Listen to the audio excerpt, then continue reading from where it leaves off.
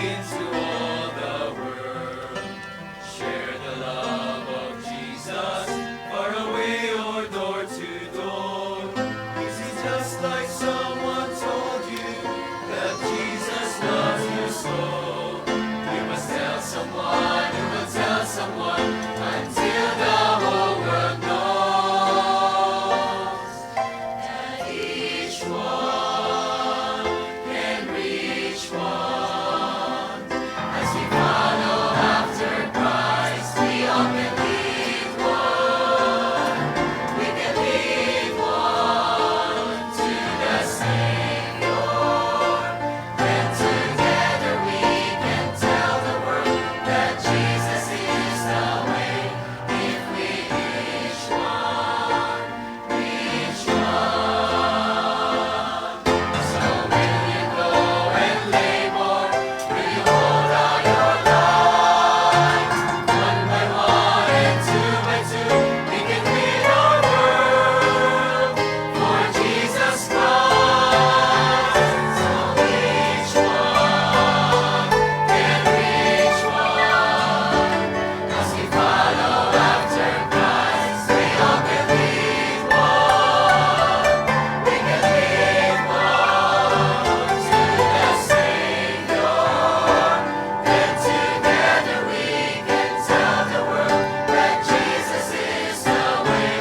If we each one reach one. If we each one reach one. We can lead one to the Savior. Each one reach one.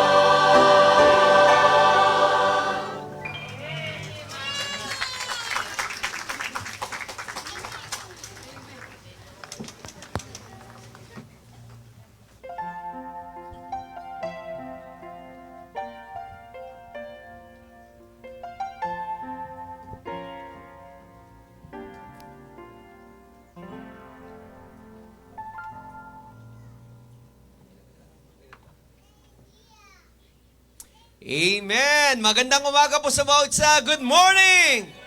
Amen. Are you blessed?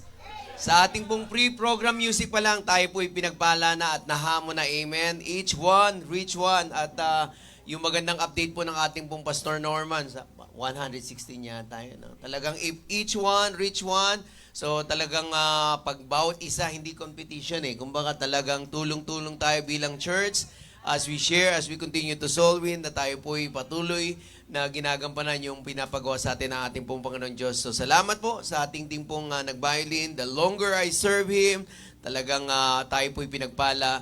Magandang umaga rin po sa lahat ng ating pong mga bisita sa online, mga nandito po sa ating pong church. Good morning po sa inyo, and later we will recognize sa ating pong welcoming later. At sa ating pong mahal na Bishop din, magandang umaga po sa inyo, Bishop. At mamaya, kita-kita po tayo sa ating pong gawain mamayang hapon. Kasama po natin ang ating pong mahal na Bishop. Tayo pong lahat ay tumayo as we start ating pong bigkasin ang ating pong panawagan sa pagsamba. On the book of Romans chapter 12, verse 1, sabay-sabay po natin bigkasin. All together, ready, begin. Kaya nga mga kapatid, ipinamamanig ko sa inyo, alang-alang sa mga kahabagan ng Diyos, na inyong iharap ang inyong mga katawan na isang haing buhay, banal na kaaya-aya sa Diyos, na sa ninyong katampatang pagsamba. At para naman sa payag ng puso sa pagsamba, sabay-sabay din po tayong lahat. Sasambahin ko ang Diyos sa Espiritu at katotohanan. Sasambahin ko ang Diyos ng may malinis na puso at kalooban. Sasambahin ko ang Diyos sa pagpupuri at awitan. Sasambahin ko ang Diyos ng may mataas na paggalang. Sasambahin ko ang Diyos sa pagbibigay, siya'y aking pararangalan. Sasambahin ko ang Diyos at salita niya ay pakikinggan. Manatili tayo nakatayo. Let us sing, Search Me, O God.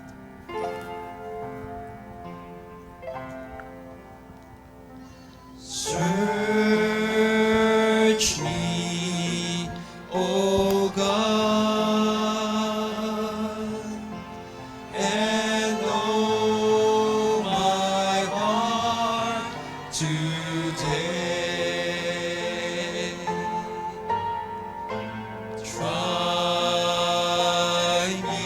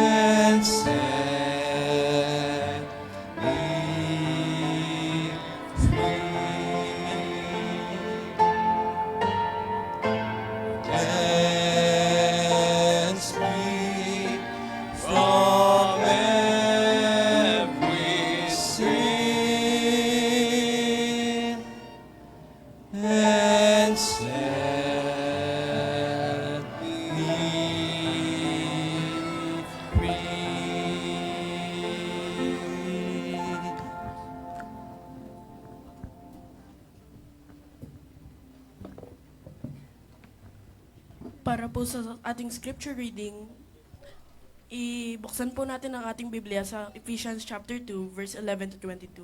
Sundan niyo na lang po gamit ang aking mata. Wherefore remember that ye, being in time past Gentiles in the flesh, who are called uncircumcision, by that which is called the circumcision in the flesh made by hands, that at that time ye were without Christ, being aliens from the commonwealth of Israel, and strangers from the covenants of promise, having no hope and without God in the world. But now, in Christ Jesus, ye who sometimes were far off are made nigh by the blood of Christ.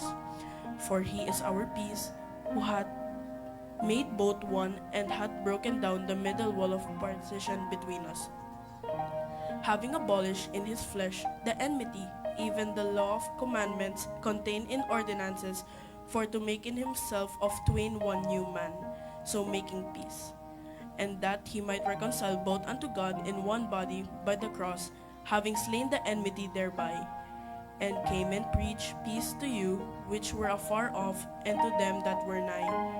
For through him we both have access by one Spirit unto the Father. Now therefore ye are no more strangers and foreigners, but fellow citizens with the saints and of the household of God, and are built upon the foundation of the apostles and prophets, Jesus Christ himself being the chief cornerstone, in whom all the building fitly framed together groweth unto an holy temple in the Lord, in whom ye also are builded together for an habitation of God through the Spirit. Purihin po ang Diyos sa pagkabasa ng kanyang salita.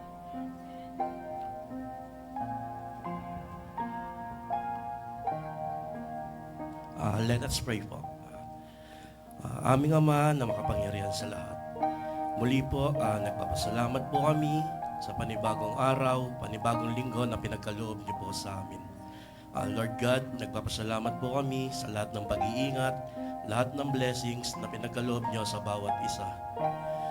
Lord God, humihingi po kami ng kapatawaran sa aming mga naging kasalanan na hindi kalugod-lugod sa inyong harapan. Lord God, pagkalinisin niyo ng banal na dugo ang aming mga kasalanan.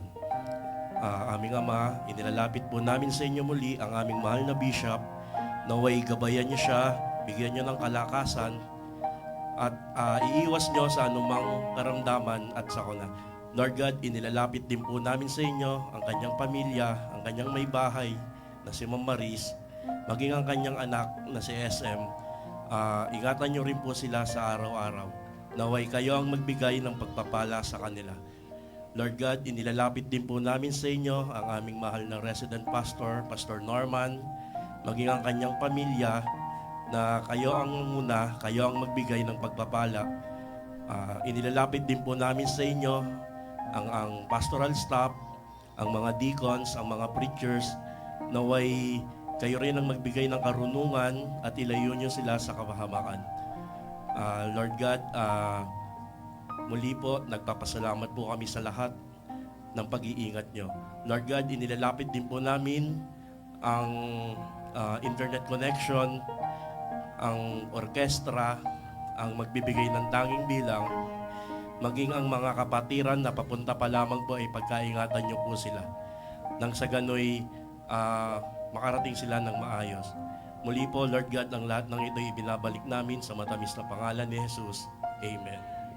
Amen. Let us sing with joy and gladness with our hearts today. Let us sing. For our first song, let us sing Count Your Blessings. Amen.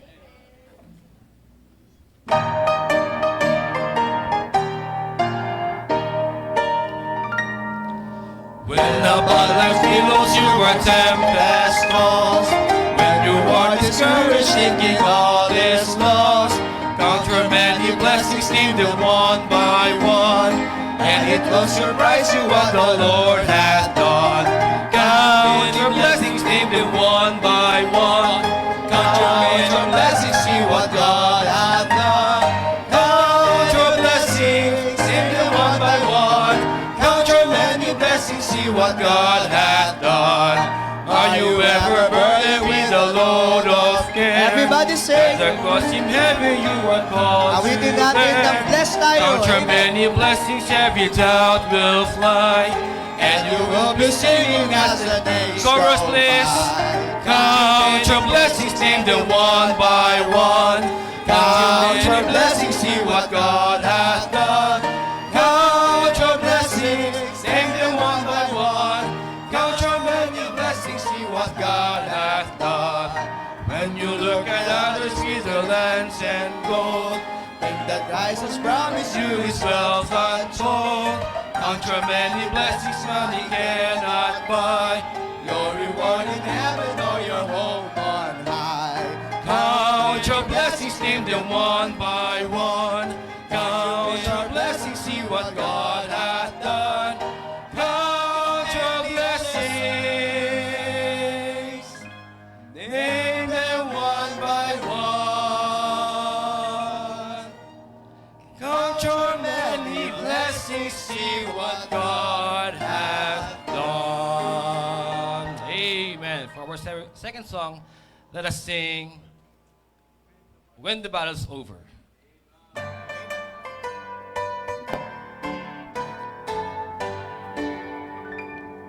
Am I a soldier of the cross, a follower of the Lamb? And shall I fear to own His cross or blush to speak His name? And when the battle's over, we shall wear a crown. We shall wear a crown. We shall wear a crown. And when the battle's over, we shall wear a crown in the New Jerusalem. Wear a crown, wear a crown, wear a bright and shining crown. And when the battle's over, we shall wear a crown in the New Jerusalem. Must I be carried to the skies on flowery beds of peace, while others walk to win the prize and sail through bloody seas? And when the battle's over, we shall wear a crown. We shall wear a crown. We shall wear a crown. And when the battle's over, we shall wear a crown in the New Jerusalem. Wear a crown, wear a crown, wear a bright and shining crown. And when the battle's over, we shall wear a crown in the New Jerusalem. Sure, while my burning fire would reign, increase my courage, Lord. I'll bear the toil, endure the pain, supported by the word. And when the battle's over, we shall wear a crown. We shall wear a crown. We shall wear a crown. And when the battle's over, we shall wear a crown in the New Jerusalem. Everybody sing! Wear a crown, wear a crown, wear a bright and shining crown. And when the battle's over, we shall wear a crown in the New Jerusalem. Amen. Amen. Praise the Lord. Sige pa, maaari na po kayong umupo. And this morning, masaya po ba tayo ngayong umaga? Amen. Sige nga po, bago po tayo i-welcome natin yung ating pong mga visitors, ngitian nyo muna yung mga katabi nyo. Baka di nyo pa nabati ng good morning. Nabati nyo na ba sila ng good morning? Yan po dapat ang nating ginagawa, no? Pag tayo umupo, batiin ng good morning. Sabihin mo sa katabi mo, I am blessed. O, lakasan natin. I am blessed. Amen. Kasi blessing na tayo po ay nakapunta sa church. Amen? Amen. And this morning, tayo po ay pinagpala din sapagkat kasama natin yung ating pong mga bisita ngayong umaga po na ito. At gusto ko pong i-recognize natin yung ating pong mga first-time visitors, sa ating pong mga bisita po. Kapag po nabanggit po ang inyong pangalan, tayo lamang po kayo para makita po ng ating pong church yung kagandahan at kagwapuhan po ng inyong itsura. Okay po, so sige po, kasama po natin ngayong umaga, bisita po siya ni Sister Kira, si Jamir Javines. O Javines. Amen. Welcome, brother. Sige po, maaari ka na umupo. Bisita rin po ni Kira, si Kalea Lambaloto. Ayan po. Kaano mo si Kira? Kapatid ni Kira. Okay. Kasama rin po natin, bisita po sila ni Sister Pinky and Brother Billy Alpuerto, si Sister Imelda Vistan. Yan po, welcome po. Lakasan natin yung palakpak natin. And then kasama rin niya si PJ Vistan. PJ, ayan, okay po. So meron pa po ba tayong mga first time visitors? Baka hindi po natin na-recognize. Palagay ko po, ito na po lahat yun. So tayo na po tayong lahat. Let's all stand. Sa ating pong mga bisita, kakamayan po kayo ng mga members po ng Living Water Baptist Church. Sa unang beses po, awitin lang po natin yung ating pong welcoming song. At sa pangalawang beses, doon po tayo magkamayan. Pag nagkamayan po tayo, make sure po natin nakangiti po tayo. At saka welcoming talaga tayo sa bawat isa. So, kantayan po natin. Ligaya ng buhay. Amen. Everybody. Ligaya ng buhay kung kilala mo si Kristo. Louder, Christians! Ligaya ng buhay kung siya'y manunubos mo. Babaguhin ang iyong buhay kung siya ay makamtan. Ang maging kay Kristo ay tunay na ligaya ng buhay. What a happy life it will be if you know my Savior Jesus. What a happy life it will be if He is your Savior too. He will change your life completely if you just accept Him too. Just receive Him, friends, today, and you'll have a happy life with Chorus again. Ligaya ng buhay kung kilala mo si Kristo. Ligaya ng buhay kung siya'y manunubos mo. Babaguhin ang iyong buhay kung siya ay makamtan. Ang maging kay Kristo ay tunay na ligaya ng buhay. Ang maging kay Kristo ay tunay na ligaya ng buhay. At bago po kayo, habang bumabalik po kayo sa inyong mga upuan, tayo po ay dadako po sa ating pong pagbibigayan. So pinapalala ko lang po sa lahat na mauuna po ang mga bata, kasunod po ang mga kababaihan at kalalakihan ang nasa hulihan po. So, bago po tayo manalangin, aking pong babasahin ang sinasabi ng Biblia sa Matthew chapter 6 verses 19 to 21. Lay not up for yourselves treasures upon earth, where moth and rust doth corrupt, and where thieves break through and steal. But lay up for yourselves treasures in heaven, where neither moth nor rust doth corrupt, and where thieves do not break through nor steal. For where your treasure is, there will your heart be also. Tayo po ay manalangin. Panginoong Diyos, maraming salamat po sa araw na ito, sa binigay niyo po sa aming freedom na paglingkuran po kayo at i-worship po kayo, Lord. Bless niyo po sa ang aming magiging offering and tithes po. Kayo po ang gumamit po nito para po sa ikalalago ng inyong ministeryo. Salamat po, Lord. Thank you for your grace, your mercy, and your love. Kayo lang po ang mapapurihan. In Jesus' name we pray. Amen. Let us sing anything that costs me nothing as we give. I cannot come before a righteous holy God and offer to Him worldly things I do not need and hope His peace.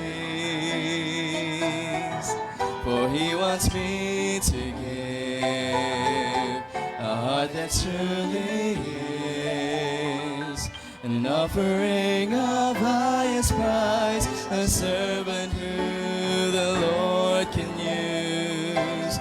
And I will not offer anything that costs me nothing.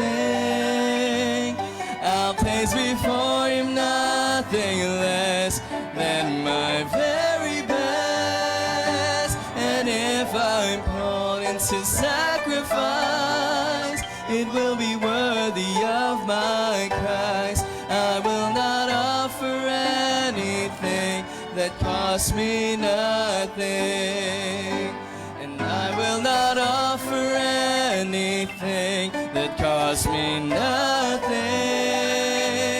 I'll place before him nothing less than my very best. And if I'm called into sacrifice, it will be worthy of my Christ. I will not offer anything that costs me nothing. Anything that costs me nothing. Amen. Let us all rise again and let us sing our third song. Let us sing, Great is Thy Faithfulness. Amen.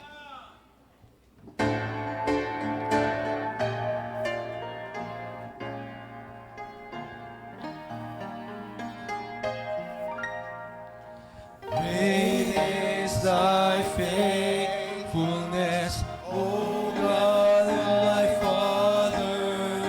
There is no shadow of turning with thee. Thou changest not, thy compassions they fail not. As thou wast been, thou forever will be. Everybody now. Great is thy faithfulness, great is thy faithfulness. Morning by morning, new mercies I see. All I have needed, thy hand hath provided. Great is thy faithfulness, Lord, unto me. Summer and winter and springtime and harvest, sun, moon, and stars in their courses above. Join with all nature in manifold witness to thy great faithfulness, mercy, and Right now, love. chorus. Great is thy faithfulness, great is thy faithfulness. Morning by morning, new mercies I see. All I have needed, thy hand hath provided. Great is thy faithfulness, Lord, unto me. Pardon for sin and his son endureth. Thy own dear presence to cheer and to God. Strength for today and bright hope for tomorrow.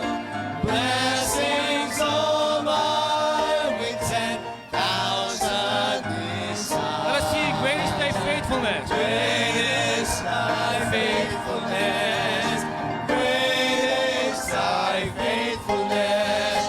Morning by morning, new mercies I see. All I have needed, thy hand hath provided. Great is thy faithfulness, great is thy faithfulness, great is thy faithfulness. Lord, unto me. Amen. While we wait singing, Sige pa, bahala po kayong umupo. let's call our special moderator.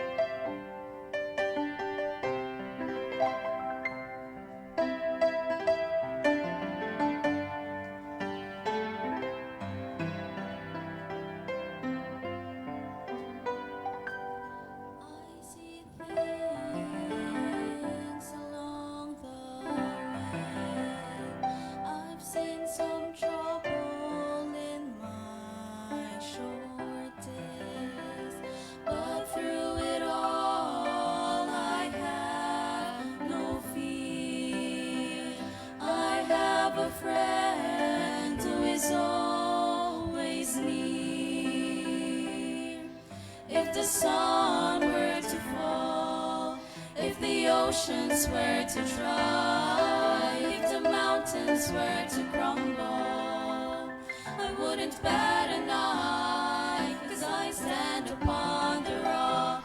He is the rock of all the ages, no matter what may come, and storm around me rages, I stand upon what never changes.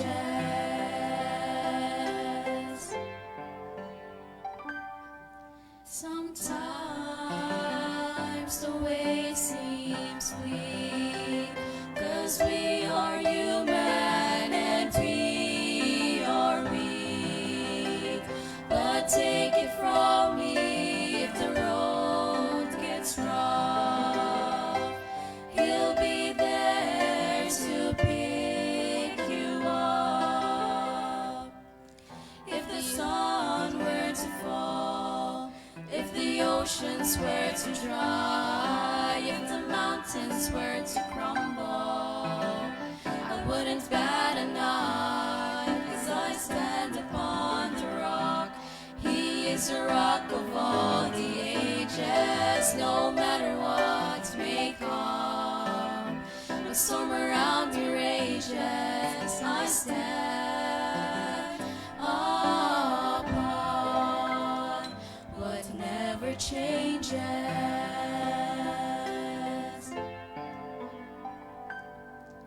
If the sun were to fall, if the oceans were to dry, if the mountains were to crumble, I wouldn't bat an eye. On Christ the solid rock I stand, all other ground is sinking sand. As I stand upon the rock, He is the rock of all the ages, no matter what may come. The storm around me rages, I stand upon what never changes.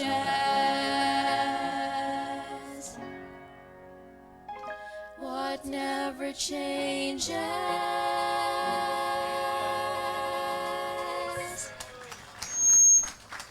Amen. Praise God.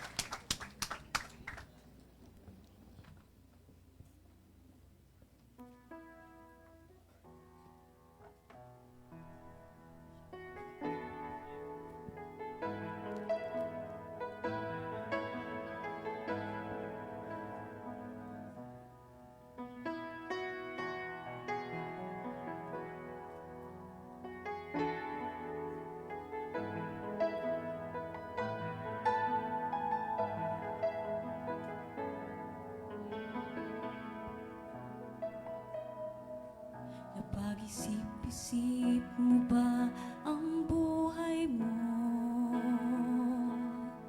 Kung bakit ka inilagay sa mundong ito?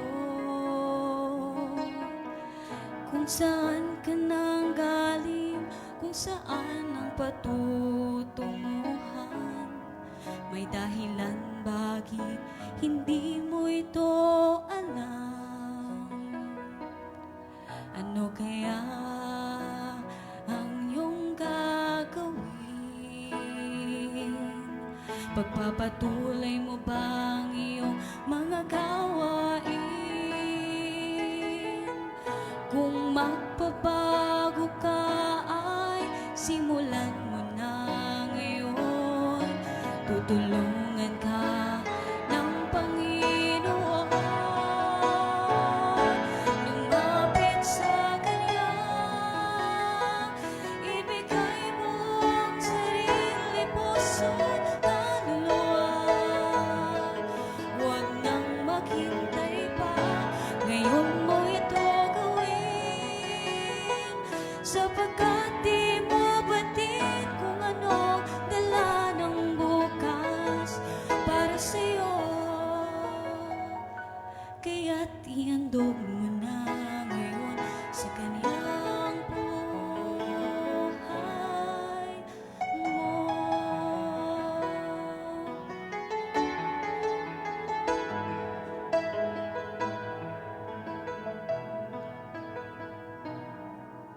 Buhay natin ay pansamantala. Isang idlip ika'y buhay, tapos wala ka na. Kaya't ngayon na ang panahon, harapin ang katotohanan. Kay Jesus lang ang may buhay na walang hanggan. Lumapit sa Kanya, ibigay mo ang sarili, puso't kaluluwa. Huwag nang maghintay pa, ngayon mo ito gawin. Sapagkat di mo batid kung anong dala ng bukas para sa'yo. Kaya't ihandog mo na ngayon sa Kanyang buhay mo. Huwag nang magduda pa, ngayon'y gawin mo na.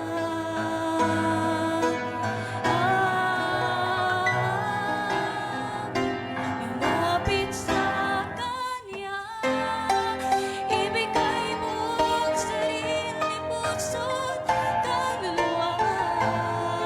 Huwag nang maghintay pa, ngayon mo ito gawin. Sapagkat di mo batid kung anong dala ng bukas para sa'yo.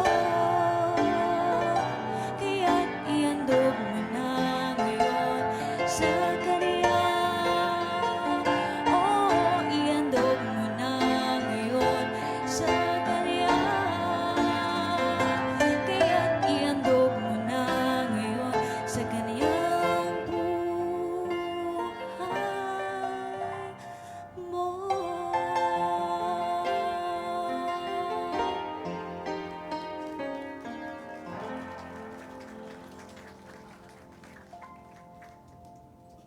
Amen. Praise the Lord sa lahat po ng ating mga inawit at ang mga napakinggan na awitin. Talagang naghahanda po sa atin sa pinaka-importanteng aspeto ng ating pong paglingkod ngayong umaga. At ano po yun mga kapatid? Preaching. Yan po ang sinatawag nating Baptist favorite. Ano po ang Baptist favorite? Preaching. At tayo po ay pinagpala sapagkat tayo po ay makakapakinig po ng mensahe.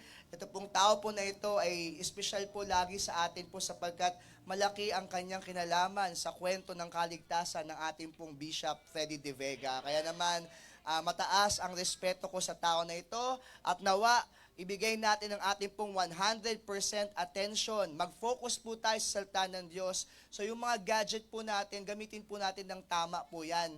Ibig sabihin, gamitin po natin kung tayo po yung magno-notes, although we prefer po talaga na notebook and pen yung ating pong gagamitin. So kung may mga nangangailangan po ng notebook, meron pa rin po tayo dong mga sermon, mga notebook na available dyan po sa Asher's Table. Libre po yan, pwede po kayong kumuha. No? So kung gusto nyo pong kumuha, meron po tayong mga notebook dyan sa Asher's Table. So anyway, tayo po ay maganda na po sa pakikinig po ng salita ng Diyos na ibibigay po sa atin ng ating pong Preacher Lyndon Lumanog.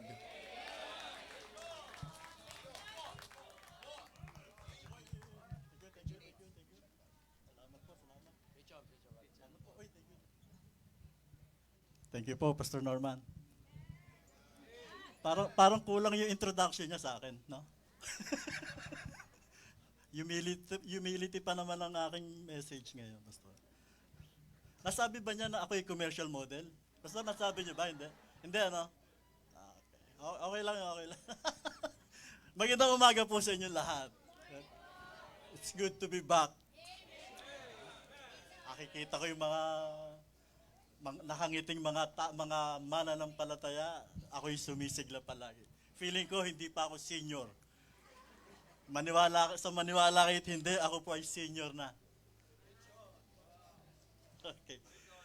Ang ating pong pag-aaralan ay tungkol po sa last Sunday ay Father's Day. So related po itong ating pag-aaralan sa Father. Dahil ito po ay tungkol sa wall ni Nehemiah. Ano sa Tagalog ang wall? Pader, kaya it's a joke. Joke po yun, joke. Hindi ko lang, ganun pa rin, no? Pumuti lang ang buhok, ganun pa rin. Hilingan ko po ang lahat na tumayo, please, sa pagbibigay na galang sa salita ng Diyos. Nehemiah chapter 4. At ating pong, ito po hindi joke po yung wall, ito po yung totoo. Nehemiah chapter 4, ang talata po ay verse 6, at babasahin po natin hanggang verse 10. So built we the wall, and all the walls was joined together unto the half thereof, for the people had a mind to work. But it came to pass that when Sanballat and Tobiah and the Arabians and the Ammonites and the Ashdodites heard that the walls of Jerusalem were made up, and that the bridges began to be stopped, and they were very wroth, and conspired all of them together to come and to fight against Jerusalem and to hinder it. Nevertheless, we made our prayer unto our God, and set a watch against them day and night because of them. Verse 10, and Judah said, the strength of the bearers of burdens is decayed, and there is much rubbish, so that we are not able to build the wall. Shall we pray? Dakilang Diyos, aming Ama, salamat po sa iyong biyaya, salamat po sa iyong salita. Ang aming pong dalangin, Panginoon, sa pagbuklat namin ng iyong salita o ng Biblia, ay buksan niyo rin po, Panginoon, ang aming mga isipan, buksan niyo rin po ang aming mga puso at tanggapin namin ang iyong salita. At dalangin ko po, Panginoon, na patuloy niyo kaming turuan hanggang maabot namin ang spiritual maturity na aming kinakailangan. Salamat po, samahan niyo po kami at pagpalain sa umagang ito. Gayon din po ang aming mahal na bishop. Maaari sa oras na to, siya po ay nangangaral na ng iyong salita, ang kapuspusan po ng iyong banal na espiritu sa kanya, ang kapangyarihan, katalinuhan na kanyang kailangan. At patuloy niyo pong papagpapalain at pagtitibay ng mga mananampalataya sa dako ng Pampanga. Salamat po, samahan niyo po kami. Ito ang aming dalangin sa pangalan ni Kristo Jesus. Amen. Thank you very much. You may all be seated. Ang sabi po doon sa binasa natin, doon sa verse 6, sila po ay nagtayo. Okay, babasahin ko po muli. Verse 6, ang sabi po, so built we the wall, and all the wall was joined together unto the half thereof. Nangangalahati na sila ng wall. Okay, kalahati na. Nag-umpisa na sila, nangangalahati na. And then, sa verse 10, ang sabi po rito, and Judah said, the strength of the bearers, our burdens is decayed, and there is much rubbish, so that we are not able to build the wall. Ang sabi niya, hindi namin kayang tapusin.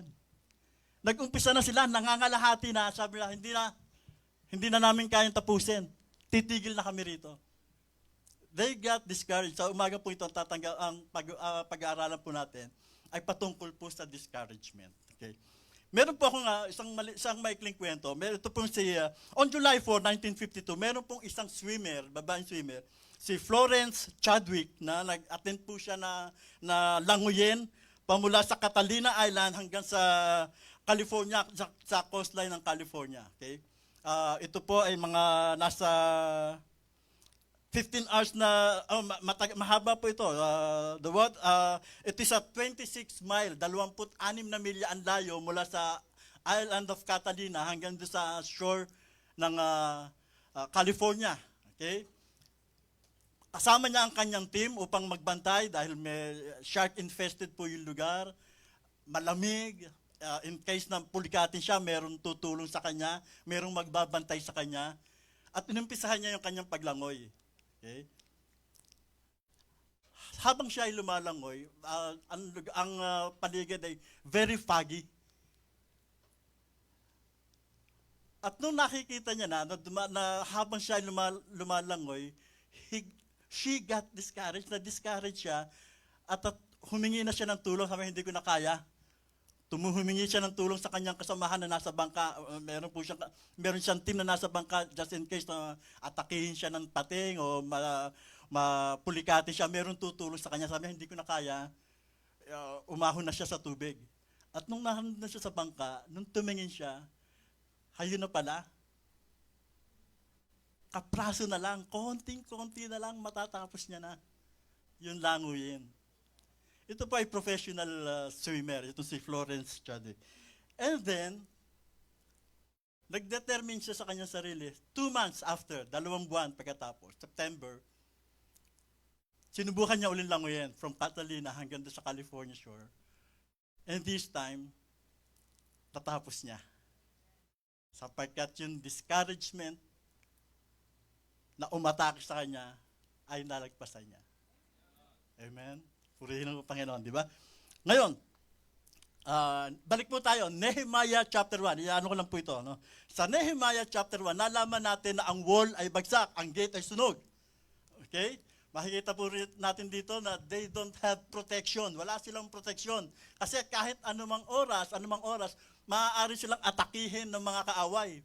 Bagsak ang wall, sunog ang gate, any moment, pwedeng pumasok ang kaaway, atakihin sila. They don't have protection. Not only that, they don't have power. Wala silang defense. Wala silang depensa na maaaring humadlang sa mga kasalanan. So, anytime, pwede sila atakihin. They don't have protection, they don't have power, and number 3, they don't have the peace of mind. Kasi kapag ang bahay mo ay bukas, hindi ka makakatulong yan. Aatakihin ka, maaaring pumasok anumang oras, pwedeng pasukin ang iyong bahay, gawin din po yung wall. Bagsak, ito pong wall ay ginagawa to para to defend yung community. Dahil bagsak, wala kang peace of mind dahil hindi ka makakatulog. Any moment, anytime, pwede kang atakihin ng kaaway. Yan po yung chapter 1. Yan po yung pinaka-synopsis ng chapter 1. And then chapter 2, mababasa po natin dito, anong klaseng tao itong si Nehemiah? Okay? Maganda po ito. Magsa-Sunday school tayo sandali. Okay? Magsa-Sunday school tayo sandali. Okay. In chapter 2, makikita po natin kung anong klase ng tao. Una, siya po ay very selfless. Selfless siya. Chapter 2, verse 1, ang sabi po, and it came to pass in the month Nisan, in the 20th year of Artaxerxes the king, that wine was before him. Okay, alam po natin na si Nehemiah ay cup-bearer ng Panginoon. Siya po yung tumitikim ng wine. Now, alam nyo ba na mayroong dalawang klase ng wine sa Bible? Dalawang klase ng wine. Meron po, ang una pong klase ng wine, yung old wine na tinatawag. Ito po yung fermented wine na nung sa Genesis, kung babalikan niyo po sa Genesis chapter 9, ito po yung ininom ni Noah. After the flood, si Noah ay chapter 9 verse 11 yata yan. Genesis chapter 9 verse 11. Si Noah ay naging magsasaka after the flood. Nagtanim siya ng ubas, and then eventually yung wine, ininom niya.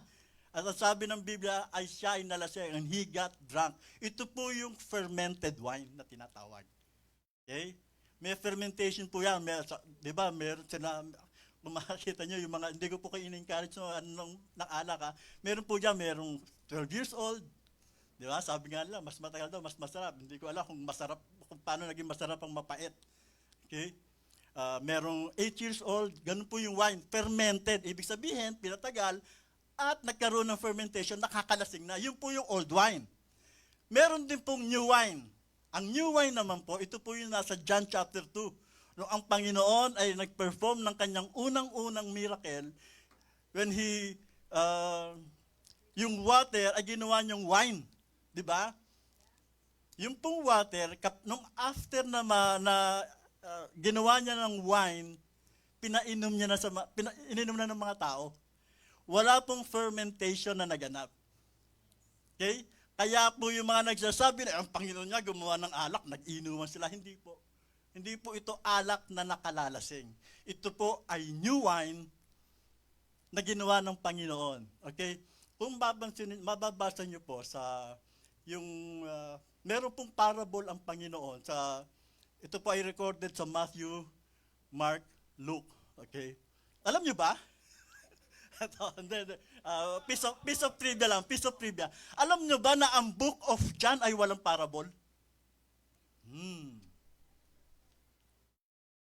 Yung pong John chapter 15, hindi po siya parable, illustration po yun ng ye are the vine and we are the branches, di ba sabi? Hindi po siya parable, illustration po yan.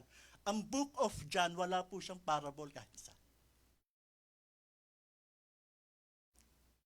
Bago, no? Ito pong meron po ditong parable, recorded po ito sa tatlo, sa Matthew, Mark chapter 2 yata, yung sabi, walang tao na naglagay ng new wine sa old bottle. Di ba? Kasi kapag yung new wine nilagay mo sa old bottle, eventually, yung old, lalong old, masisira yung lalagyan, tatapon yung wine. Kaya pagka new wine nilalagay sa new bottle upang ma-ferment. Yun po yung new wine and the old wine. Kaya po, kapag sinasabi ng mga tao na ang Panginoon nga gumawa ng alak eh. Oo, pero hindi yun ang alak na nakalalasing. Yun po yung alak na sa ating modern day times, siguro juice kung tawagin. Okay? Yun po, new wine and the old wine. Okay. Balik po tayo kay Nehemiah. Tapos na tayo sa Sunday school. Okay.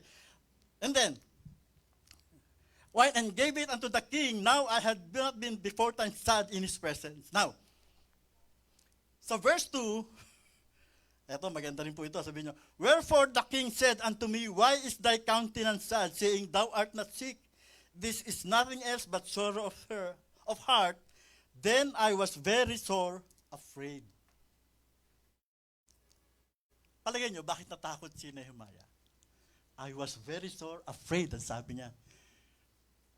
Ganito po yan. Tandaan po natin na si Nehemiah ay cup-bearer ng hari.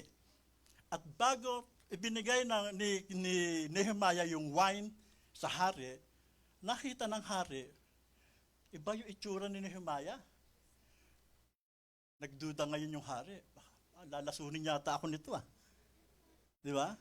Ininom niya, tinikman niya yung wine tapos iba ang itsura. Baka kaya natakot si Nehemiah. Maaaring magalit sa kanya yung hari at ipapatay siya. Baka akala, baka pagbintangan si Nehemiah na papatayin. Now, ang pagiging cupbearer po ay hindi po ito araw lang.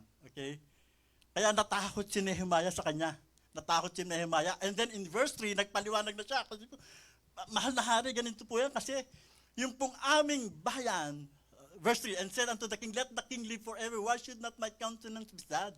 When the city, babasahin ko po, the place of my father's sepulchres lieth waste. Pinaliwanag niya na kaya siya malungkot, ganito ang itsura ko, mahal na hari, dahil yung aking bayan, nasa kaaba-abang kalagayan. Wala silang protection, wala silang power, wala silang peace of mind. And then, sa verse 6, pwedeng ba? Babasahin ko dito. And the king said unto me, the queen also sitting by him, katabi niya yung reyna, for how long shall thy journey be, and when wilt thou return? So it pleased the king to send me, and I set him apart. Now, another thing. Okay? Ito po, I believe with all my heart, ito po ay gawa ng makapangyarihan at mahimalang kamay ng Diyos. Bakit? Kasi po ganito yan. Para ikaw ay maging cupbearer, kinakailangan tiwala ng hari sa iyo. Okay? At ang tiwala pong ito, hindi po ito nagagawa ng overnight. Hindi po ito kayang gawin ng 1 linggo, 2 linggo, 3 linggo lang. Taon po ito upang ma-build up yung confidence o yung tiwala ng hari sa kanyang cupbearer. At narito yung kanyang cupbearer nagpapaalam. Sino papalit kay Nehemiah? Di ba? Kaya maaaring meron siyang understudy o merong assistant, pero kinakailangan pa rin magtayo o magbuo ng tiwala yung hari sa bagong magiging cupbearer. Kaya ako po ay naniniwala na ito ay kamay ng Diyos na pinayagan ng hari si Nehemiah na umalis dahil maaari sa recommendation niya, sa sobrang pagtitiwala ng hari kay Nehemiah, pumayag siya na umalis. Pero mahirap po yun. Kasi yung buhay niya nakasalalay sa bagong cupbearer. Okay? Yan po. He is a very selfless man. Pangalawa, sincere. Napaka-sincere nitong si Nehemiah. Kasi po, sa susunod na verse, ang una niyang ginawa, nag-secure siya ng permit o ng letter sa hari na pumutol ng mga puno. Okay? Gumawa siya ng sulat, ayaw niyang maging illegal logger, nag-secure siya ng permit upang pumutol ng mga puno para sa pagtatayo ng wall. Iniisip ni Nehemiah kapag inumpisahan ko to, kinakailangan tapusin ko to. Ganun po kasincere itong si Nehemiah. And then, hindi lamang po siya selfless, hindi lamang siya sincere, he is also a silent worker. Okay? Silent worker. Basahin po natin. In verse 12, ito, gusto ko pa makita nyo to. And I arose in the night, and I and some few men with me, neither told I any man what my God had put in my heart. Hindi niya sinabi kahit kanino man kung ano ang pinagagawa sa kanya ng Diyos. Yung iba, binabalak pa lang may gawin, nakapost na agad sa Facebook, di ba? Ito, ginagawa niya na, pero sabi niya, and I rose in the night, and some few men with me, neither told I any man what my God had put in my heart, do at Jerusalem. Napakatahimik, silent, pero gumagawa. Yan po ang klase ng tao si Nehemiah. And then sa susunod na mga bersikulo, pinuntahan niya yung mga gate. Alam niyo po, dito sa ito pong wall ay meron 12 gate.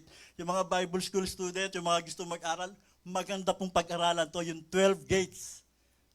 Okay? Meron po diyang sheep gate, merong old gate, may fish gate, valley gate, may dung gate. Lahat yung pinuntahan, mababasa niyo po sa susunod. Yung dung gate, ito po yung sa panahon natin yan, parang mga tapunan ng basura, parang Poso Negro, kung tawagin. Dito po dumadaan lahat ng basura ng community, doon po dumadaan sa at pinuntahan din yun. Pinuntahan din ni Nehemiah. And then sa susunod ng mga bersikulo, tingnan niyo po. Verse 16. Verse 16, tingnan mo natin. And the rulers knew not whether I went or what I did. Hindi nila alam. Hindi niya pinagmalaki kung anong gagawin niya. Hindi niya binobroadcast kung anong gagawin niya. Hindi niya sinasabi, hindi niya pinagmamayabang kung anong ginagawa niya. Ginagawa siyang tahimik without any afloat. Without any fanfare. Ginagawa siya dahil iyon ang karakter ni Nehemiah. Siya po ay selfless, sincere, and silent. No? Yan ang mga lodi natin, mga humble. Di ba? Ewan ko ba sa mga iba, napakadali lang pong maging humble. Hindi pa nila madali. Ang dali-dali lang eh. Okay. Now, pupunta na po tayo sa chapter 4. Kasi sa chapter 3, yan po yung panahon na sinusulat na yung mga gagawa. Ito yung gagawa ng dung gate, ito yung gagawa ng fish gate, gagawa chapter 3. And then chapter 4, ito na po, mensahe na po tayo. Ito na po yung mensahe natin. Sa chapter 4, Sunday school po yun. Ito po yung worship service natin. Okay. The source of discouragement. Ito, sa chapter 4. The source of this. Kasi nabasa nga natin na nagtayo na sila, nangalahati na. And then sa verse 10, na-discourage sila, hindi na namin kaya. Titigil na kami, hindi na namin kaya. Una po, dapat pa dito ako sa first point. Doon ang second point. Ganun ba? Pwede dito lahat ng point, pwede dito? Okay. Kala ko doon ang first point, dito yung second point, tapos dito yung third point.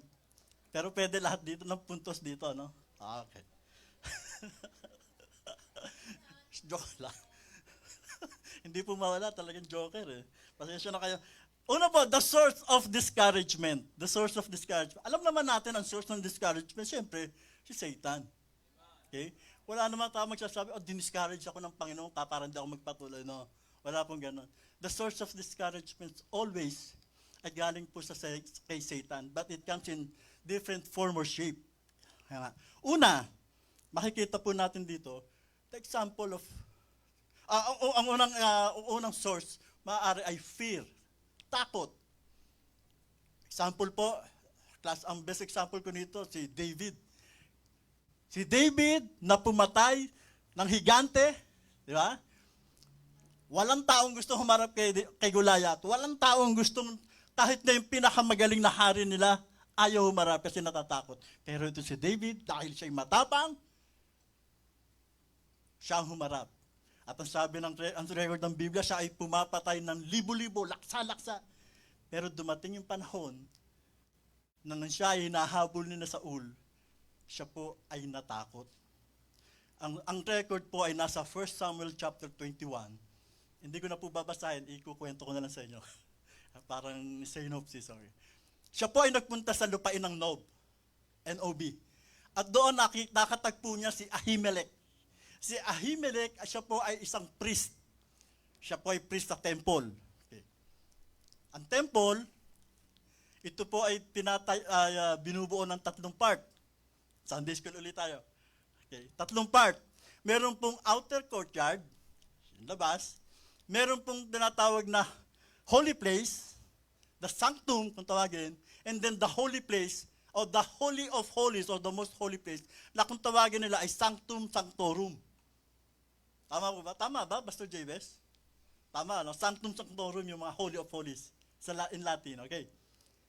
Yung pong holy of holies is pwede lang pumasok doon yung high priest. At once a year lang pwedeng pumasok. Ito po yung nangyari kay Zachariah nung siya pumasok sa templo upang mag-offer, di ba? Ito po yung tatay ni John the Baptist. Hindi siya naniwala sa anghel. Kaya nung paglabas niya, pipi na siya. Okay? Yun po yung Holy of Holies. The holy place, na handito po yung mga, meron ditong candlestick, table of shewbread. Ito po si Ahimelech, siya po yung bantay na, siyang pinaka-priest, siya nagmaman ng temple. At ang sabi ni David sa kanya, natakot si Ahimelech eh. Bakit ka nandito? Sabi niya, dahil tumatakbo si David, natatakot siya kay Saul, nagsinungaling siya. Sabi niya, nandito ako dahil meron akong secret mission. Yan po, hindi po yung secret mission na nakasulat sa Biblia, pero in a way, parang ganun po. Meron akong secret mission na pinagagawa sa ng hari, kaya hindi ko pwede sabihin sa iyo. Kaya sabi ni David, ano bang meron ka dyan? Kasi nagugutom na si David.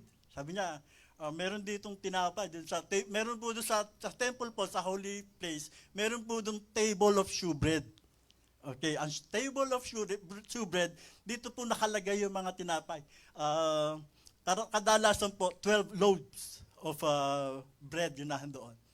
Kung matatandaan nyo po sa Matthew chapter 12, okay, ito po yung sinita ng mga Pariseo ang Panginoon. Sabi niya, tingnan mo yung mga disipulo mo.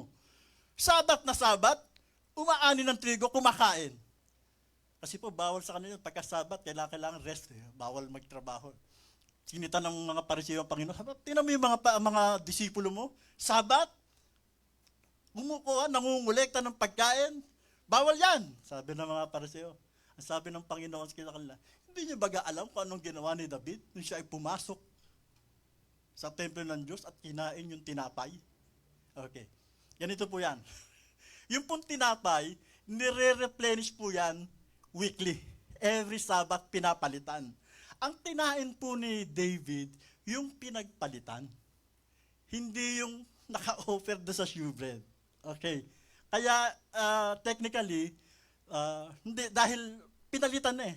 Yung pinagpalitan ng shewbread, yun po yung kinain nila David. At dito sinabi ng Panginoon na siya rin ang Diyos ng Sabat. Okay. Maliwanag po? Gusto niyo ulitin ko mula sa umpisa? Okay naman. Okay. Ganun po yon. Okay? Hindi po yung tinapay na offer ngayon sa Panginoon ang kinain niya. Hindi po yung shewbread. Ang kinain niya, yung pinagpalitan kasi nire-replenish po yan. Pinapalitan. And then, discretion po ng priest kung gusto niyang kainin o gusto niyang pamigay. And this time, ibinigay niya kay David para makain nila. At alam niyo kung anong ginawa ni David? Dahil sa kanyang takot, ito maganda. I'm sure alam na ito ng iba, pero ikukwento ko pa rin. Okay. Nagpunta siya sa lupain ng Gat. Alam niyo po yung lupain ng Gat? Dito po galing si Goliath. Isipin mo, yung pinatay mo yung bayanin nila, tapos pupunta ka doon. At nung nahandoon na po si David, alam niyo yung ginawa niya? Nag-ano siyang baliw, nagkunwari siyang baliw. Sabi po sa Biblia, sa Tagalog, ulol eh, pero hindi ko nasabihin niya. Baliw na lang, nagbaliw-baliwan siya. Ang ginawa niya, yung mga pintuan, ini-scratch niya, ginaganon niya.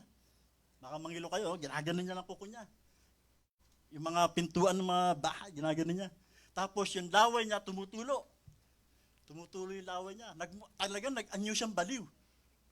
Sabi nung hari, dinagdagan niyo pa yung baliw dito sa palasyo. Paalisin niyo yan.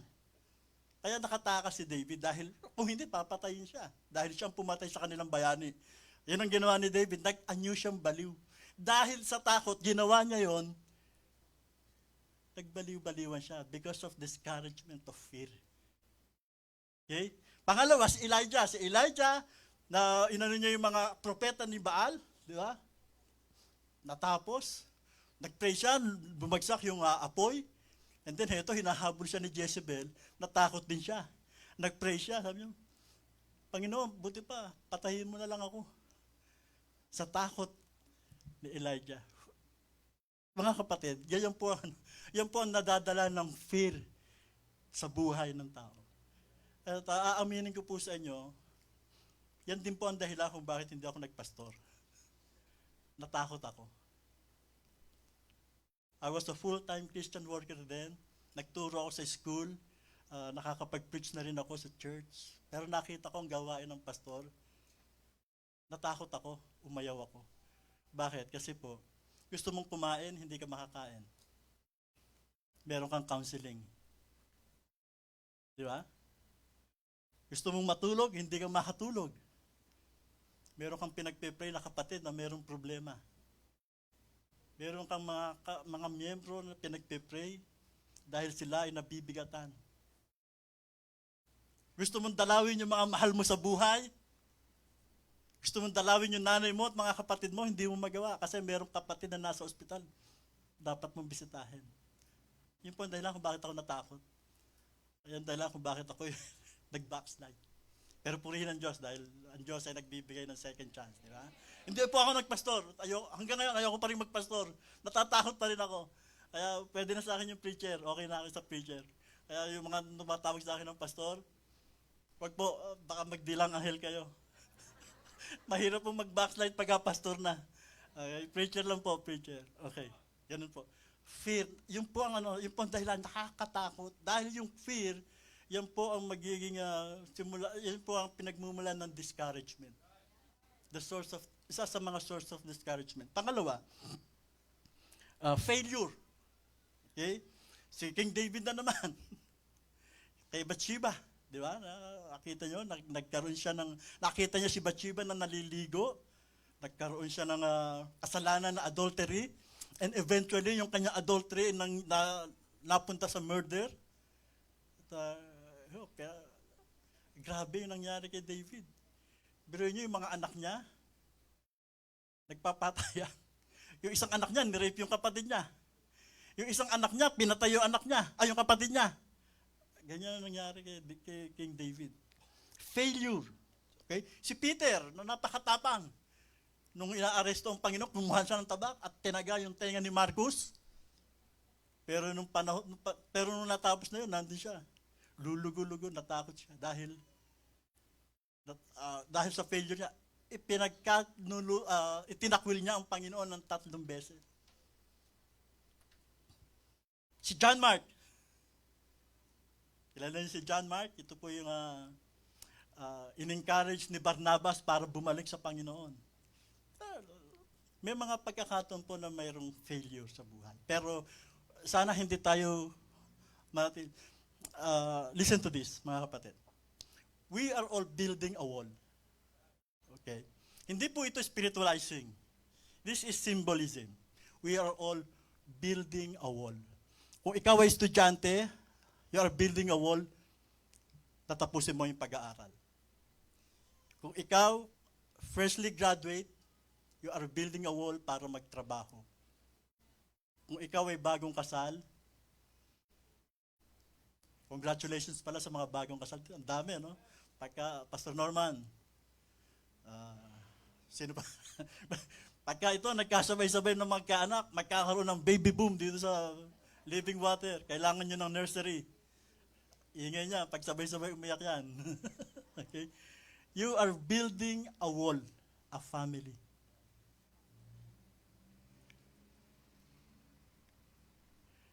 Lagi ko pong, ito po yung nabanggit ko na doon. Si Teacher Tessie, natapos na yung wall niya. Si Teacher Tessie, pilay siya. Pero tinapos niya yung takbuhin ng inilatag ng Panginoon sa kanya. Pilay siya. Pero tinapos niya yung takbuhin na inilagay ng Panginoon sa kanya harapan. Natapos niya yung wall. Mahal sinasabi mo, preacher, matanda na ako. Tama. Malaki na yung wall na naitayo nyo. Ngayon nyo pa ba iiwanan? Ang taas na ng wall na naitayo natin. Ngayon pa ba tayo alis? Isipin niyo po ito mga kapatid. Kung meron kang ipinagpe-pray, 2 taon, 3 taon, pinagpe-pray mo to. And then, on all of a sudden, parang nagsawa ka na, tumigil ka na.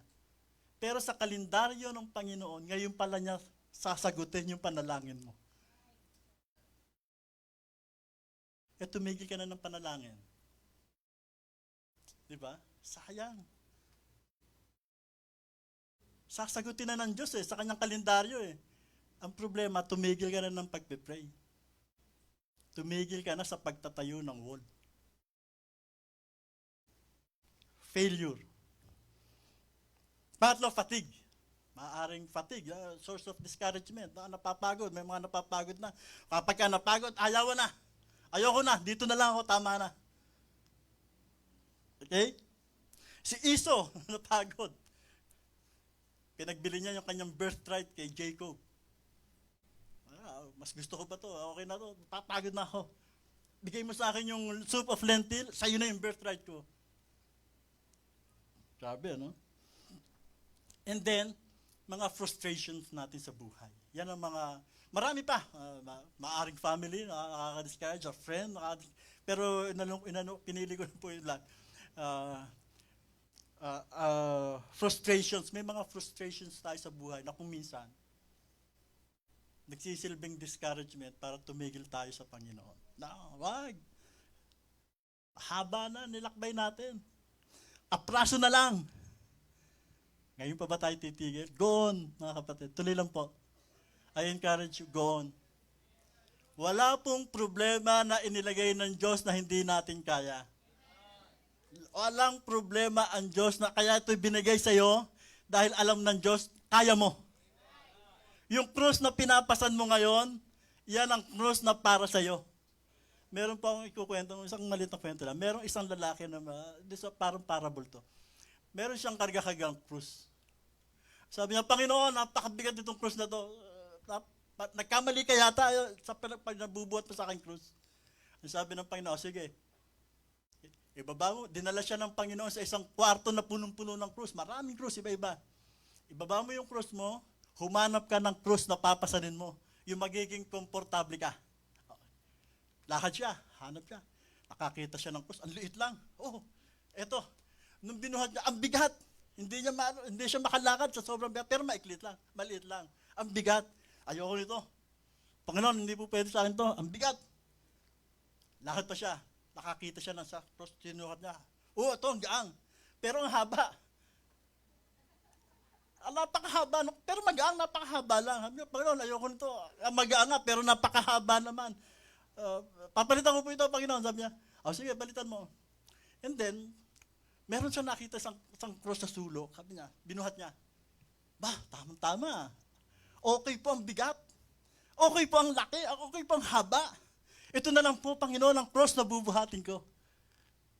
Nangiti sa kanyang Panginoon, sabi niya, alam mo ba, iyan yung cross na kanina binaba mo.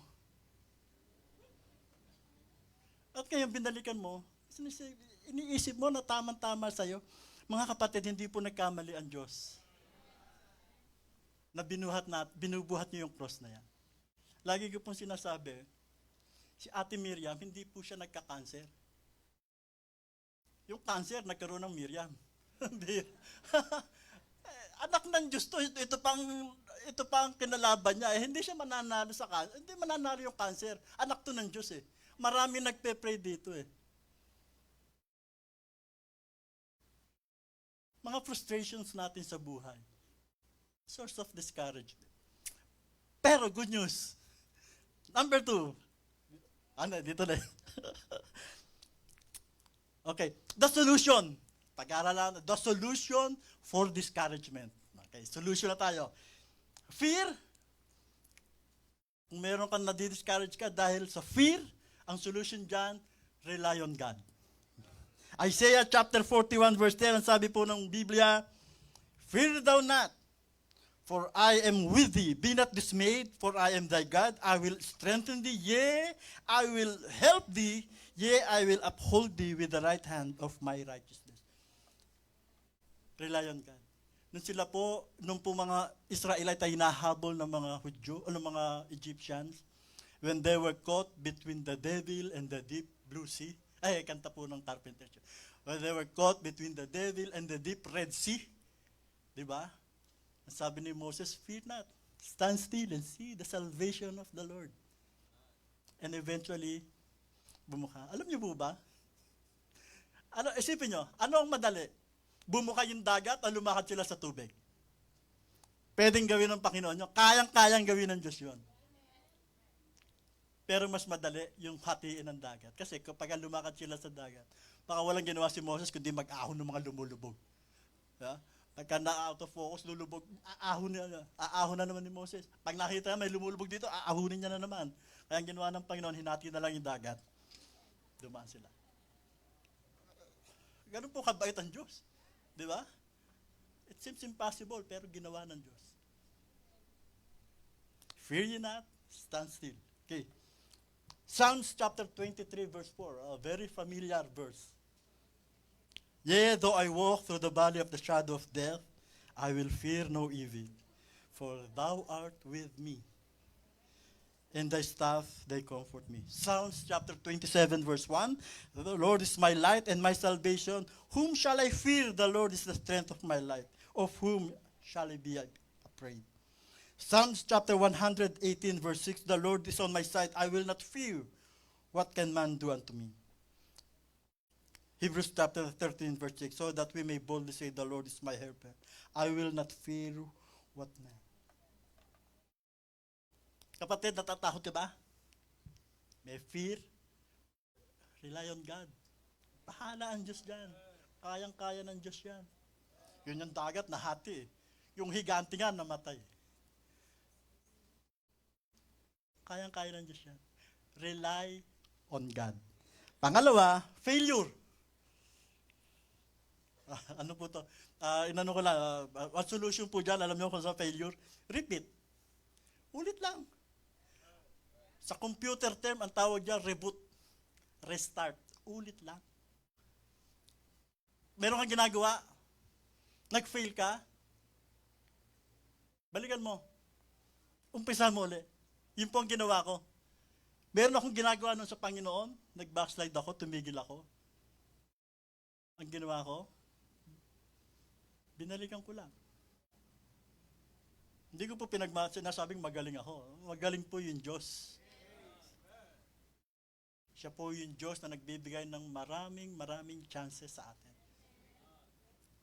By the way, ang sabi po sa Proverbs, "A backslider in heart shall be filled with himself." Yung kanyang, pagka napuno ka ng sarili mo, consider yourself backslider.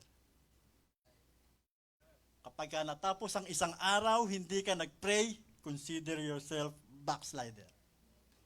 Kapag natapos ang isang araw, hindi ka nagbasa ng Biblia, punong-puno ng sarili ang katawan mo, ang sarili mo, consider yourself a backslider. A backslider in heart shall be filled ng kanyang sarili. Okay? Repeat, ulitin lang natin. Ang sabi po sa Proverbs chapter 24 verse 16, "For a just man falleth 7 times, and riseth up again, but the wicked shall fall into mischief." Ang just man ay bumabagsak, nakailang beses, 7, pero bumabangon ulit. Ito ang ganda sa Diyos, no? Lagi siyang mayroong second chance. Hindi lang second chance, third chance, fourth chance, fifth chance. Apakaraming biyaya ng Diyos. Sabi nga nung kanta kanina, lagi siyang bago araw-araw. Great is thy faithfulness. Di ba? And then, Micah chapter 7 verse 8. Ito, maganda po ito. "Rejoice not against me, O mine enemy." Sabi niya, huwag kayong matatawas, huwag kayong magbubunyi kapag ako ay bumabagsak. Sabi niya, "Rejoice not against me, O mine enemy. When I fall, I shall rise. When I sit in darkness, the Lord shall be a light unto me. Huwag kayo magbubunyi pag bumagsak ako dahil ang Diyos ay mabiyaya. Ay, ibabangon ako ng Diyos.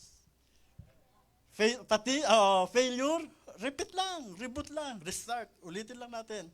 And then, fatigue, rest on God's promise. Sa Matthew chapter 11, verse 28, ang sabi po, come unto me, all ye that labor and are heavy laden, and I will give you rest. Isaiah chapter 40, verse 29, He giveth power to the faint, and to them that have no might, He increaseth strength. Isaiah chapter 40, verse 31, but they that wait upon the Lord shall renew their strength. They shall mount up, with wings as eagles. They shall run and not be weary, and they shall walk and not faint. Rest on God's promise. And then frustration. Alam mo, ang ibig pong sabihin ng frustration, the feeling of annoyance, parang mga disappointment.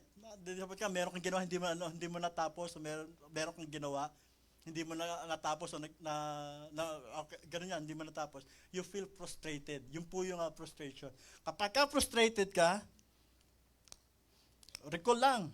Okay? Just like Nehemiah, sabi po sa Galatians chapter 6, verse 9, and let us not be wearying in well-doing, for in due season we shall reap if we faint not. Just like Nehemiah, hindi niya hinayaan ang mga frustrations niya sa buhay. Ang mga nangyari sa kanya, hindi niya hinayaan.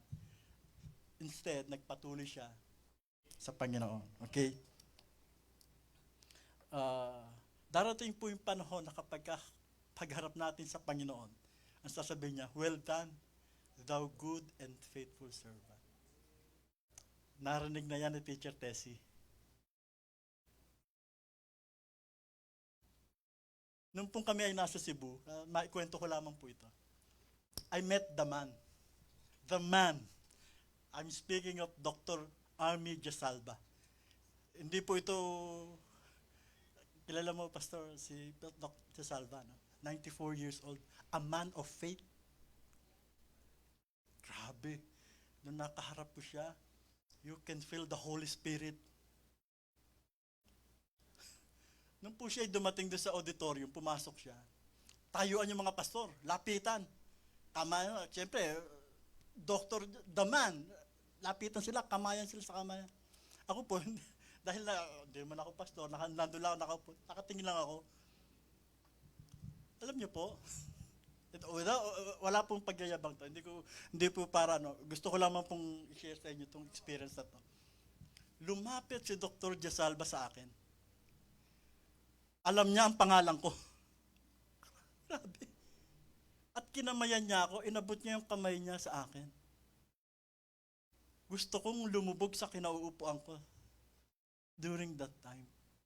Here is a man, dakila sa pananampalataya. Ministeryo nito, umaabot ng 1,000 ang service nila. And yet, nandito siya. Pinuntahan ako. Alam ang pangalan ko, kinamayan ako. Sabi ko, grabe. I can feel the Holy Spirit. And then, hindi po ito maikukumpara kapag kaharap na natin ng Diyos. Hindi ko maipaliwanag yung nararamdaman ko noong oras na yon. Hindi ko alam kung anong gagawin ko. Hindi ko alam kung uupo ba ako, tatayo, luluhod. Kaharap ko yung Dr. Jasalba. Pero pagdating ng panahon, darating tayo, haharap tayo sa Panginoon. Tuldok lang po yun yung naramdaman ko. Just a drop of water sa endless sea, kumbaga, sabi nga nila. Kapag kaharap na natin ang Diyos. Okay? What a day that will be. When He takes me by the hand and leads me through the promised land. What a day. Glorious day that will be. What a day. Pwede ko bang kantahin?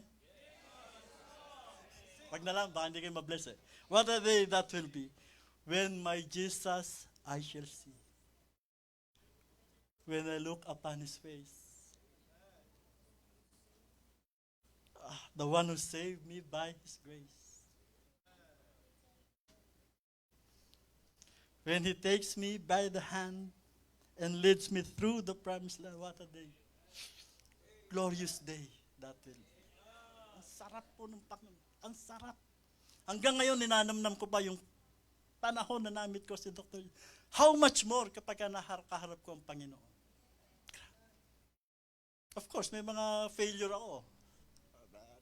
Pero, ang sabi ng Panginoon, siya na rin ang papahid ng ating mga luha sa mata.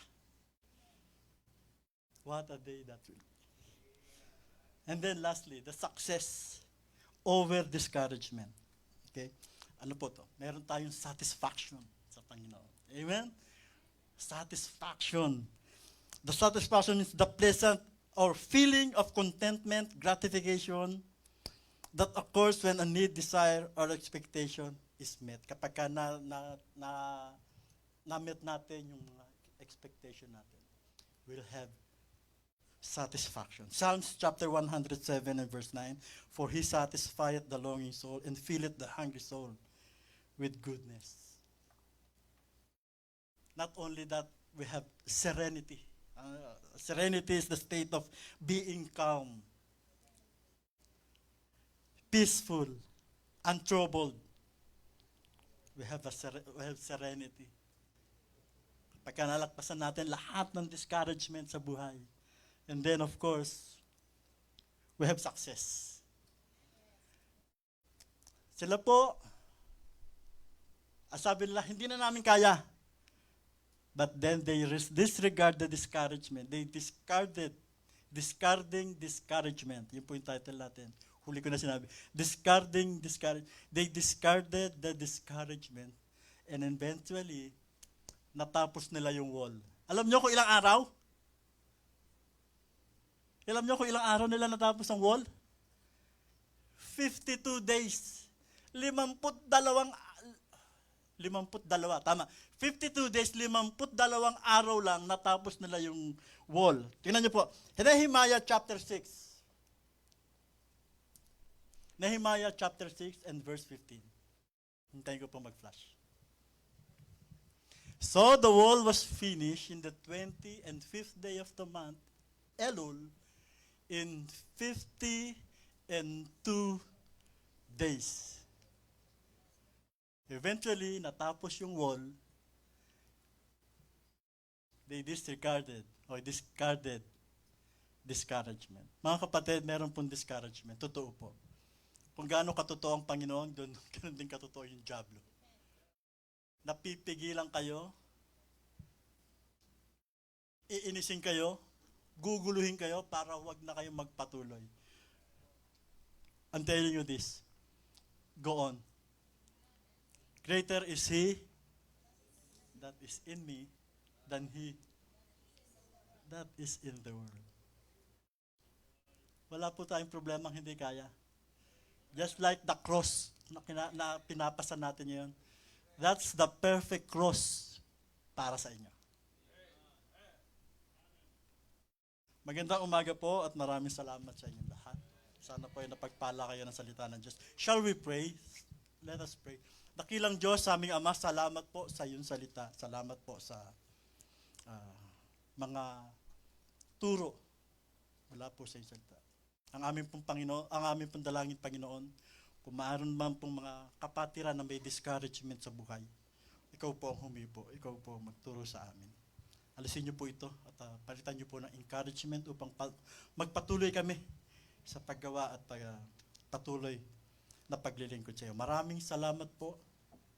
Pinupuri ka po namin at pinasasalamatan. Iniaalay po namin ang aming mga puso. Kalaki po ang aming mga pasasalamat. Ito ang aming dalangin sa Panginoon Kristo Jesus. Habang tayo po yung nakayuko at nakapikit. Pastor Norman. Tayo po tayong lahat. Let's all stand. At sa ating pong panawagan, lahat po tayo dumadaan po sa discouragement o dumaan sa discouragement. Maaring ngayon, dumadaan ka sa discouragement. Ano man ang rason, ano man ang source po ng discouragement po na yan, isa po ang natutunan ko po o yung pinaka-importante natutunan ko po sa ating po napakinggan na mensahe po na kahit po may discouragement, magpatuloy. Importante na tayo po ay patuloy na gawin ang kalooban ng Panginoon. Nandyan yung kaaway po natin. Nandyan ang persecution. Nandyan ang sistema ng mundo na patuloy tayong hihilahin. Pero ang importante po magpatuloy. Dahil meron po tayong Diyos na hindi tayo pababayaan. Kaya kapatid, kung ikaw ay nasa punto na gusto mo nang sumuko because of discouragement, this message is for you. Bago po natin tawagin ang lahat ng gustong pumunta po dito sa altar upang manalangin, yung ating po mga first-time visitor, kung pwedeng may counselor po na mag-share sa kanila ng importanteng mensahe ng kaligtasan. So sa ating po mga first-time visitors, ayan po, sama lang po. Tayo po sa ating pong lahat po ng gustong lumapit po sa altar, bukas na po ang ating pong altar. Manalangin po tayo dito. Patuloy po tayong manalangin na nawa palakasin tayo ng Panginoon sa time na tayo po ay nadi-discourage. Pero magandang paalala ang mensahe po na ito na dapat magpatuloy ka at huwag kang susuko, huwag kang lalayo sa pinapagawa ng Panginoon sa iyo. Sila Nehemiah, punong-puno po ng discouragement sa paligid. Yung sitwasyon ng lugar nila, discouraging. Yung paligid po nila, may mga opponents po sila, discouraging. Even inside, yung mga tao, may discouragements. Pero ano po ang nakita natin kay Nehemiah? Nagpatuloy po sila. Nagpatuloy po siya sapagkat alam niya ang gustong ipagawa sa kanya ng Panginoon. Alam mo ba kung anong gusto ng Panginoon gawin para sa'yo? O ipagawa para sa'yo? Alam ba natin kung anong kalooban ng Panginoon? Kung alam mo, huwag kang mag-discourage. Magpatuloy ka. Dear Father in heaven, we thank you, Lord, for this message. Salamat, Panginoon, na patuloy po kami pinapalakas sa mga mensaheng amin po napapakinggan. We are so thankful, Lord, na hindi niyo po kami iiwan, ni pababayaan man. Salamat, Panginoon, na pinaalala niyo po sa amin. Maaaring ang ilan sa amin gusto na sumuko. Maaaring ilan sa amin ay nadi-discourage na po. Napanghihinaan na ng loob. Maaaring may takot, Panginoon. Maaaring may mga frustration sa buhay. Maaaring kami po ay binibisita ng aming pong mga kamalian, mga failures. Pero salamat, Panginoon, lagi po kayo nandyan, that we can always remain in you, that we can always rely. May kapahingaan kami sa iyo, Panginoon. May kalakasan kami para na nanggagaling po sa iyo. Salamat, Panginoon. Na sa panahon ng discouragement, we can always encourage ourselves sa iyo. At alam po namin, nakikinig po kayo sa amin, Panginoon. Alam po namin na mahal niyo po kami. Kailangan namin pagdaanan ng mga bagay upang lalo po kaming tumatag at lalo po namin makita ang himala ng Panginoon sa amin pong mga buhay. Ang ginagawa ng Panginoon sa amin pong mga buhay. Salamat, Panginoon. Patuloy niyo pong palakasin ang bawat isa po sa amin. I-encourage niyo po, Panginoon, ng mga nadi-discourage. Bigyan niyo po ng tapang ang mga natatakot. Palakasin niyo po, Panginoon, ng mga nanghihina. Salamat, Panginoon, for the many chances na binibigyan niyo po sa amin. At patawarin niyo po kay Panginoon sa times na kami po ay nagkukulang at nagkakasala. We thank you, we honor you, we praise you. In Jesus' name we pray. Amen and amen. Sige po, maaari na po kayo bumalik sa inyong mga puan. Are we blessed? Amen. So mamaya po, kamayan po natin ang ating pong preacher Lyndon at sa ilang pong mga announcement po, no, mamaya po kasama po natin ating pong mahal na Bishop. Amen? Opo, masaya po ba tayo nakasama po natin si Bishop mamaya? Opo. At talagang i-make most natin yung time sapagkat aalis po sila ng July 4, papunta po ng Europe. Kaya naman po, no, mamaya po nagbigay po ng time ang ating pong mahal na Bishop at sabi natin po, mahal na Bishop, wala po muna tayong Bible quiz mamaya po. Okay, so yung mga nagre-review, At mga di nakakita po ng announcement sa GC, nag-request po ang ating pong mahal na bishop sapagkat last day po nila ngayon before sila pumunta po ng Europe. So wala po muna tayong Bible quiz. Next Sunday na lang po yung Bible quiz po natin. Okay. So after po ng ating pong service, ay tuloy-tuloy po tayo sa ating pong Sunday school. And then mamaya po may CYA po at 12:45 p.m. So again, lahat po ng mga youth natin, meron po tayong CYA ng 12:45 p.m. Yung Unity Games natin sa Wednesday naman po yung next na mga events po niyan. Pero mamaya, regular CYA po tayo. So may mga nakalimutan po ba akong announcement? Okay, so mamaya na lang po yung iba pong mga announcement po natin. So tayo na po tayo lahat. Let's all stand at ating pong i-close sa ating pong Sunday morning worship service. At kasunod po nito ay punta na po tayo sa mga Sunday school areas and rooms po natin. Okay? So manalangin po tayo. Let's pray. Dear Father in heaven, we thank you, Lord, for the blessed service that we have. Patuloy po kaming ingatan, Panginoon, as we go to our Sunday school, Panginoon. Salamat po sa ginamit niyo pong tao po kayo, Panginoon, ay mapakain po mula po sa inyong salita at nawa patuloy po ito magbigay ng lakas, Panginoon, for us to continue running the race, building our walls, O God, as we do your will, O God, in our lives. Thank you for everything, Lord. We praise you, we honor you. In Jesus' name we pray. Amen and amen. Sige po. Kaya po tayo sa ating mga Sunday school area.